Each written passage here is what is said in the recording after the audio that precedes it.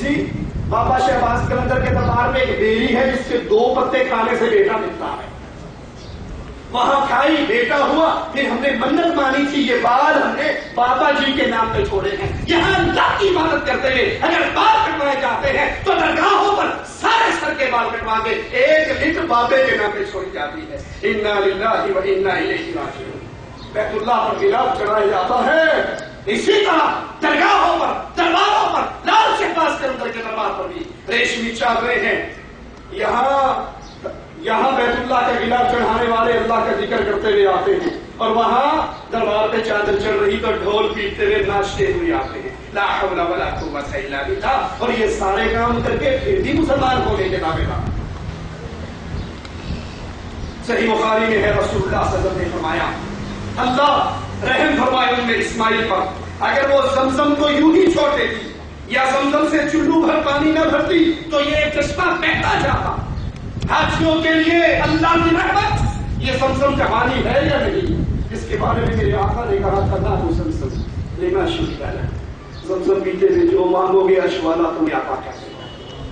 لوگ جاتے ہیں حج کر کے واپس جاتے ہیں، زمزم کا تبرک لے کر جاتے ہیں، اور وہاں پر ملکوں میں آ کر پہلا سوال ہوتا ہے مکے سے اگر زمزم لائے ہو تو ہمیں بھی دے دو. یہ زمزم تو عظیم پانی ہے. ماں عائشہ فرمایا کرتی تھی کئی مہینے گزر جاتے محمد کے گھر میں چولہا نہ چلتا. سائی کہتا ماں گزارا کیسے ہوتا؟ کہا 2 کالی چیزوں میں کھجورے کھا لیتے اور زمزم پی لیتے. جو زمزم غذا بھی ہے، شفا بھی ہے اللہ کی رحمت سے. لال شہباز کلندر کے حاجیوں نے زمزم کا بھی پورا مقابلہ کیا. وہاں پہ ایک کنواں کھلا ہوا ہے، اس میں 2 ظالم اترے ہوئے، اور وہ گندا پانی، کالا پانی، اس کو بھر کے بوتلیں بھر کے دے رہے ہیں. 10-10 20-20 روپئے کی سبھی کا وصول کر رہے ہیں. اور وہ اتنا گندا پانی دیکھنے والا اس کو دیکھ نہیں سکتا. کہتے معرفت دیا کرنا نے تسی نہیں جانتے اس خود ابھی پچھو زمزم نہ لے کے. اگر شہر شریف کی غار میں سے مکے کا راستہ نکلتا ہے، درمیان میں کتنے پہاڑ، ریگستان، دریا، سمندر، وہ ایسی ٹوپی لگاتا تھا وہاں نکلتا تھا. تو کہا یہ جو کنواں ہے نا، یہ گندا پانی جو تمہیں نظر آ رہا ہے، معرفت دیا گلا نہیں تو گندا ہے، پیچھے بڑا ہی چکا ہے. یہ زمزم سے ملا ہوا ہے اس کا نہیں، اور لوگ پیسے بھر کے لے کے جا رہے ہیں، اس کو دے رہے ہیں. اور ایک اور تالاب ہے گندے پانی کا، کالا سیاہ اس کا رنگ، اس میں اترتا ہے. لال شہباز کلندر کے دربار کا حاجی قریب ہے، سعودیہ امیر لوگ جاتے رہے، سوڑا ایک تھی گزارا چل جاتا، سانو اوکے ہوتی لوڑ نہیں. وہ حاجی کر کے اس گندے پانی سے اپنے اوپر ڈالتا ہے، کالا سیاہ گندا جوہر کا بدبودار پانی. کہتے ہیں یہی تو باتیں ہیں جو حاجیوں کو سمجھ نہیں آتی. وہ نہانے والا اس گندے پانی سے جو نہا کے باہر نکلا، کہا یہ اتنا عظیم پانی ہے، اس کے نہانے سے خارش ختم، تھوڑے ختم، پھنسیے ختم، اور ریشم کی طرح جسم نرم اور ملائم ہو جاتا ہے. تمہیں مبارک ہو یہ ریشم بنانے والا گندا پانی. لا حول ولا قوت الا باللہ. ارے شریعت میں جس پانی کا رنگ بو مزہ بدل جائے وہ پانی نجس ہو جایا کرتا ہے، اور اس کی تو بو اتنی ہے کہ 10 میٹر تک نہیں کھڑا ہوا جا سکتا. اور وہاں وہ آ کر غسل کرتے ہیں، اس پانی میں نہاتے ہیں. اور ایک بھی چھوٹی سی غار ہے وہاں پہ، کہتے ہیں یہاں پیر صاحب کا صابن ہے. تو کسی نے پوچھا بھائی یہ صابن کیسا؟ کہا پیر صاحب اس تالاب میں نہا کر پھر یہاں آ کر انہوں نے صابن لگایا تھا اور یہاں نہائے تھے. اس صابن کا اثر صاف زمینوں پر چلا گیا، اور جتنی بڑی مٹی کٹی جاؤ صابن پہ آئے گا. وہ وہاں جوہر میں نہا کے آتے ہیں، وہ گندی مٹی پورے جسم پہ لگتے ہیں، پھر صاف پانی سے جان کر نہاتے ہیں. کہتے ہیں یہ بابا جی کی مٹی کا صابن ہے، اس میں بابے کے صابن کا اثر ہے. لا حول ولا قوت الا باللہ. لوگوں اللہ کی توحید کو سمجھو، لوگوں اللہ کے لیے اللہ کی توحید کی فہرست کو اپنے دلوں میں زندہ کرو. یہ کہہ دینا کافی نہیں رہے گا میں مواہب بن گیا ہوں. بس جس توحید کی نعمت اللہ نے آپ کو دی ہے، آپ نے رب کی اس نعمت کے شکریہ کے طور پہ کتنے لوگوں کو اس کی دعوت دی ہے. چلا کشی انہی جواروں پہ ہوتی ہے. ایک مجاور کہتا ہے جب لال شہباز کلندر مدینے سے پرواز کر کے واپس آیا، لال باغ میں اترا تو 40 سال اس نے اس لال باغ کے پاس چلا کاٹا. پھر یہاں ایک تندور ہے جس پہ لال شہباز قلندر نے روٹی لگائی، ایک روٹی لگا کے 1.25 لاکھ ولیوں کو کھلائی. ایک روٹی 1.25 لاکھ چڑیاں نہیں کھا سکتی ہے، ولیوں کو کھوا کے پائے لوگ. یہ آج کے دور میں زندہ ہوتا کسے مکہ میں ہوٹل میں اس کو لگا دیتے، ایک ہی روٹی سے سارے حاجی لگ جاتے. 1.25 لاکھ ولیوں کو ایک ہی روٹی میں کم کر دیا. اور یہاں پہ اس نے 40 سال آ کر چیتا کاٹا، نثاروں پر چیلا کشی، سلوک کی مسئلے طے کرنا، سال ان قبروں پہ عبادت کرنا. یہ اللہ کے قرآن کی اس آیت سے ثابت ہے. دنیا دربار پرستی کو قیامت کی دیواروں تک چیلنج کرتا ہے. اہل ایمان کا یہ چھوٹا سا بچہ، اہل توحید کا یہ چھوٹا سا خادم، جماعت اہل حدیث کا یہ ادنا سا خادم بیت اللہ کے پڑوس سے دنیا قبر پرستی کو چیلنج کرتا ہے.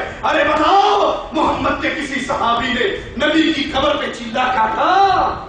ابو بکر نے چیلا کاٹا، عمر نے کاٹا، عثمان و علی نے نبی کے قبر پہ کاٹا، حسنین نے نبی کی قبر پہ چیلا کاٹا. اگر یہ چیلا کاٹنا دین ہوتا تو محمد کے صحابہ اس پہ عمل کر کے دکھاتے صلی اللہ علیہ وسلم. یہ اعتکاف اللہ کی مسجدوں میں بیٹھا جاتا ہے، قبروں پہ. قرآن حکیم کہہ رہا سنیے، وَلَا تُبَاشِرُوهُنَّ وَأَنْتُمْ عَاكِفُونَ فِي الْمَسَاجِدِ. اور جب تم مسجدوں میں حالت اعتکاف میں ہو تو اپنی بیویوں سے مباشرت نہ کرو. اہل ایمان تمہیں مبارک ہو مسجدوں کے اعتکاف، اور اہل شرک تمہیں مبارک ہو پیروں کی قبروں کا اعتکاف. لا حول ولا قوت الا باللہ. جائیے نگاہوں کو دیکھیے، وہاں پر ہو کی آوازیں، کسی کو دل جاری کر رہا ہے، کوئی سر جاری کر رہا ہے، کپڑا سر پہ ڈالا ہوا اور زور زور سے اللہ کے درد میں، اور کوئی انگلی کے اشارے سے پیر کرنٹ شاہ کرنٹ مارتا، پورا مجمع اٹھ کے ناچتا ہے، سب کو کرنٹ لگ جاتا ہے. لا حول ولا قوت الا باللہ. یہ شیطان کی پوجا ہے.